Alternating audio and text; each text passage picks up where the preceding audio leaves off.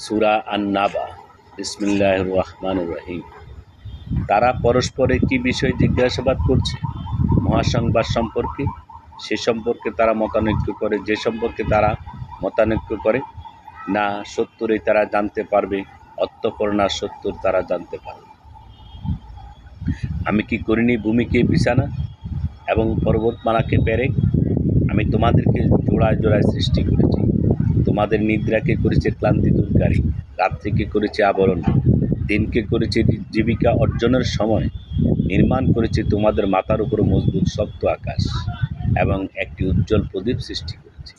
আমি জলধর মেঘমালা থেকে প্রচুর বৃষ্টিপাত করি, যাতে তদ্বারা উৎপন্ন করে শস্য, উদ্ভিদ ও পাতাঘন উদ্যান। নিশ্চয় বিচার দিবস নির্ধারিত রয়েছে, যেদিন সিংহায় ফুঁক দেওয়া হবে, তখন তোমরা দলে দলে সমাগত হবে। আকাশ বিদীর্ণ হয়ে তাতে বহু দরজা সৃষ্টি হবে এবং পর্বতমালা চালিত হয়ে মরীচিকা হয়ে যাবে। নিশ্চয় জাহান্নাম পরীক্ষায় থাকবে সীমালঙ্ঘনকারীদের আশ্রয়স্থল রূপে।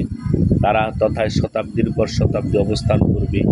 তথায় তারা কোনো শীতল এবং পানীয় আস্বাদন করবে না, কিন্তু ফুটন্ত পানীয় খোঁজ পাবে পরিপূর্ণ প্রতিফল হিসাবে। নিশ্চয় তারা হিসাব নিকাশ আশা করত না এবং আমার আয়াতসমূহে পুরোপুরি মিথ্যারোপ করত। আমি সব কিছু লিপিবদ্ধ করে সংরক্ষণ করেছি।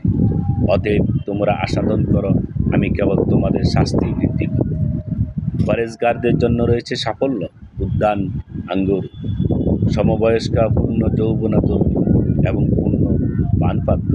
তারা তথায় অসার ও মিথ্যা বাক্য শুনবে না।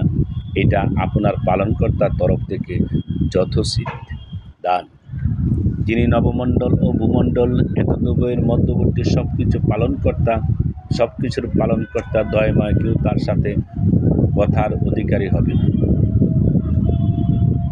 যেদিন রূহ ও ফেরেশতাগণ সারিবদ্ধভাবে দাঁড়াবে, দয়াময় আল্লাহ যাকে অনুমতি দিবেন সেই ব্যতীত কেউ কথা বলতে পারবে না এবং সে সত্য কথা বলবে। এই দিবস সত্য, অতঃপর যার ইচ্ছা সে তার পালনকর্তার কাছে ঠিকানা তৈরি করুন। আমি তোমাদেরকে আসন্ন শাস্তি সম্পর্কে সতর্ক করলাম, যেদিন মানুষ প্রত্যক্ষ করবে যা সে সামনে প্রেরণ করেছে এবং কাফের বলবে, হায় আফসোস, আমি যদি মাটি হয়ে যেতাম।